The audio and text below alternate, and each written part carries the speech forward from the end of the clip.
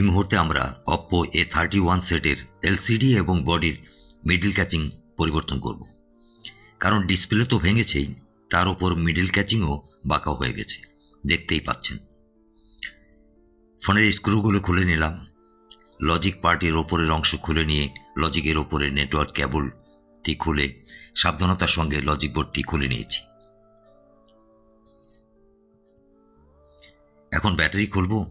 ব্যাটারিটি খুব সাবধানতার সঙ্গে খুলতে হবে। ব্যাটারি খুলতে কখনোই আমরা টুইজার ব্যবহার করব না। টুইজার দিয়ে খুলতে গেলে ব্যাটারি ক্ষতি হতে পারে।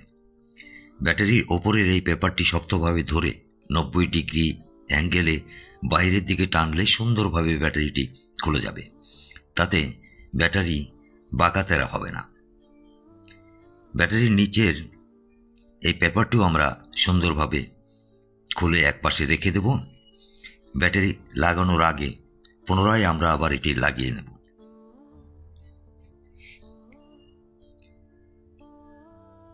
এখন লজিক রেবনটি খুলে নিচ্ছি, দেখতে পাচ্ছেন। পাশাপাশি মেইন মাদারবোর্ডটি খুলে নিলাম।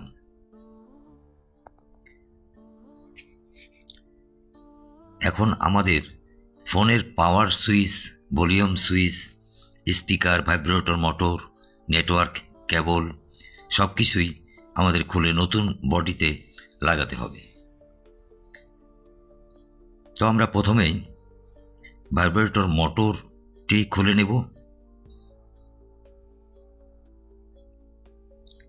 এরপর আমরা এটি নতুন বডিতে লাগাবো।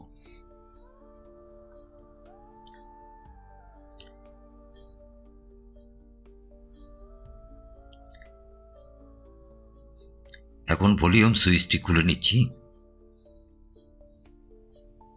সাবধানতার সঙ্গে, কারণ যদি রেবনটি ছিঁড়ে যায় তাহলে ভলিউম সুইচ আর কাজ করবে না। খুব সাবধানে এই কাজটি করতে হবে। ভলিউম সুইচ রেবনটি আমরা নতুন বডিতে লাগিয়ে নেব।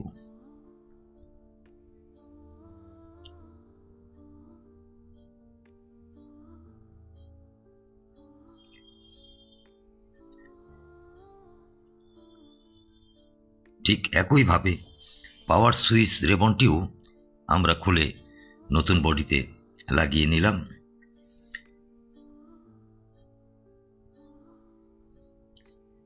পাওয়ার সুইচ রেবনটি লাগানো শেষ।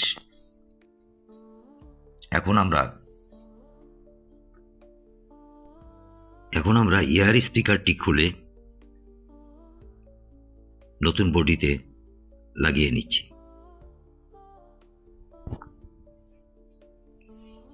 দেখতে পাচ্ছেন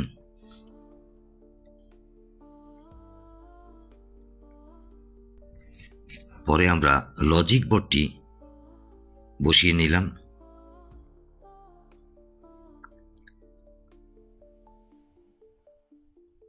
নতুন বডিতে ব্যাটারির স্থানে যে পলি পেপারটি আছে সে পেপারটি আমরা খুলে নিচ্ছি।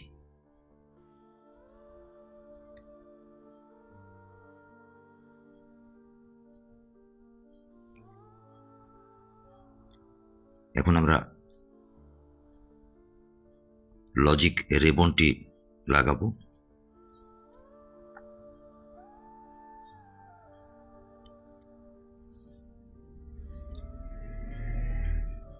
এরপরে নেটওয়ার্ক কেবলটি লাগাবো।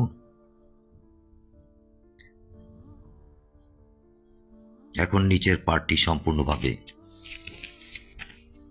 আটকিয়ে নেব।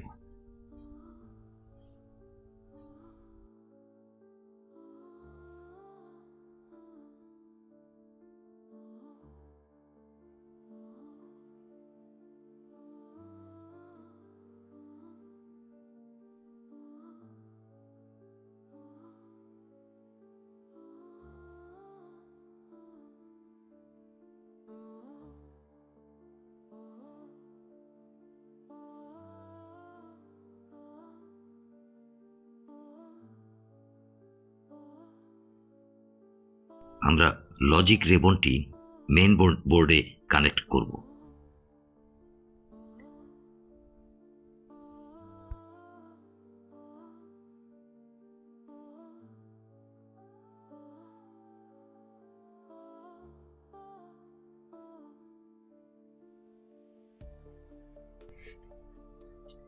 এখন ব্যাটারি লাগিয়ে এলসিডি চেক করে দেখব এলসিডি ভালো নাকি খারাপ, টাচ ভালোভাবে কাজ করে কিনা। এলসিডি লাগিয়ে পাওয়ার চালু করে এগুলো চেক করে নেব।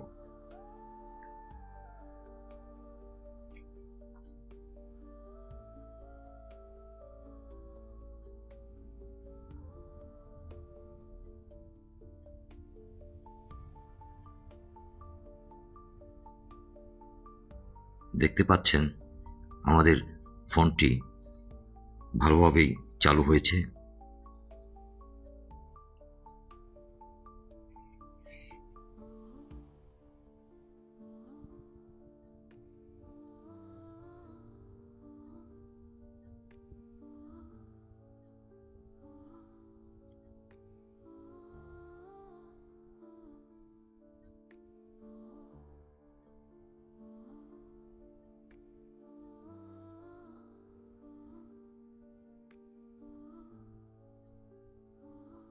এরপর আমরা কমপ্লিট সেট আপ করার জন্য এলসিডি ব্যাটারি খুলে ফেলব।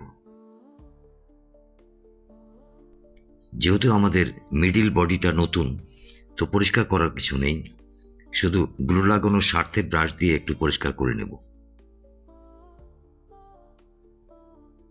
দেখতে পাচ্ছেন এখন আমরা গ্লু লাগাচ্ছি। বডির পাশে খাঁজ কাটা অংশে আমরা গ্লু লাগাবো। খেয়াল রাখতে হবে গ্লু যেন বডির ভিতরের অংশে না পড়ে।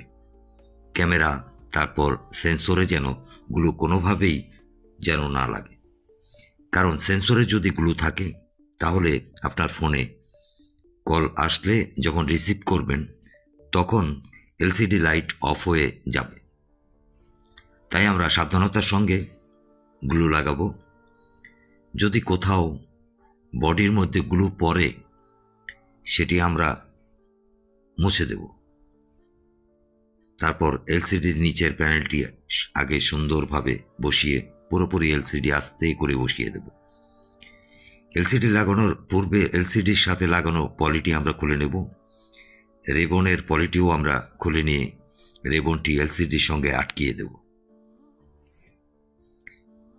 এলসিডির ব্যাক সাইডের মেটাল কভারের সঙ্গে রেবনটি ভালোভাবে যেন সংযুক্ত থাকে, এই জন্য এলসিডি গ্রাউন্ড সংযুক্ত থাকলে আপনার ফোনের টাচ স্মুথলি কাজ করবে। এরপর আমরা এলসিডি পুরোপুরি সেট আপ করব। সকল দিকে খেয়াল রেখে সাবধানতার সঙ্গে আমাদের কাজটি করতে হবে। মাদারবোর্ডে যে স্ক্রু লাগিয়েছিলাম সেটি খুলে নেব। ব্যাটারি লাগানোর পূর্বে ব্যাটারির নিচে যে পেপারটি ছিল সেটিও লাগিয়ে দেব। পরে ব্যাটারি লাগিয়ে সম্পূর্ণ স্ক্রু লাগিয়ে ব্যাক সেলটি লাগিয়ে রাবার দিয়ে আটকিয়ে ফোন চালু করে দেখব ফোনের টাচ ঠিক আছে, ঠিকভাবে কাজ করে কিনা।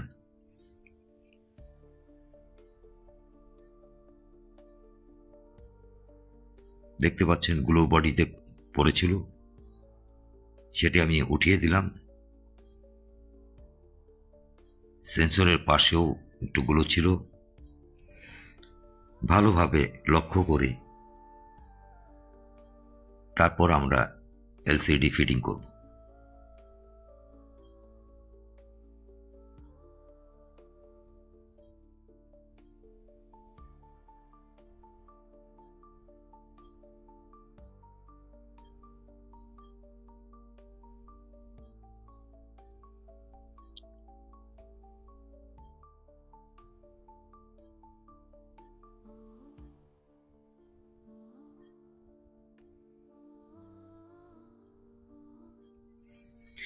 আমাদের এলসিডিটি সুন্দরভাবে বসানো হয়েছে।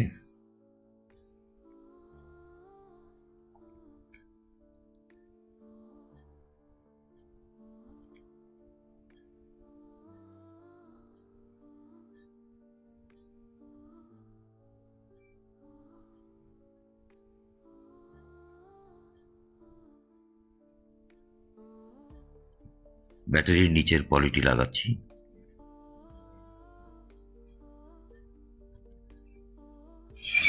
এরপর ব্যাটারি সেট আপ করে ফোনটি আমরা চালু করে দেখব।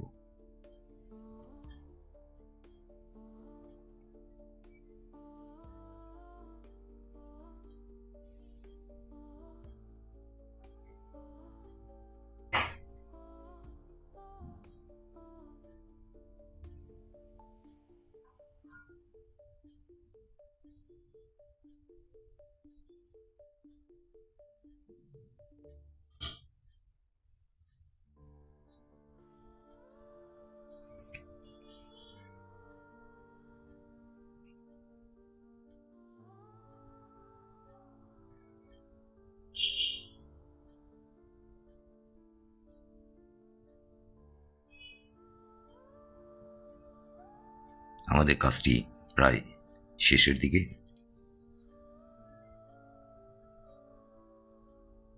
সিম ট্রেও লাগিয়ে নিলাম, দেখতে পাচ্ছেন।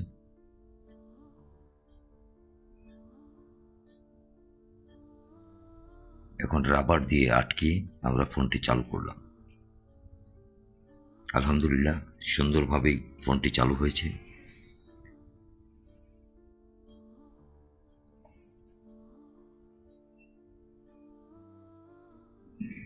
দেখতে পাচ্ছেন ফোনের টাচও ঠিকভাবেই কাজ করছে।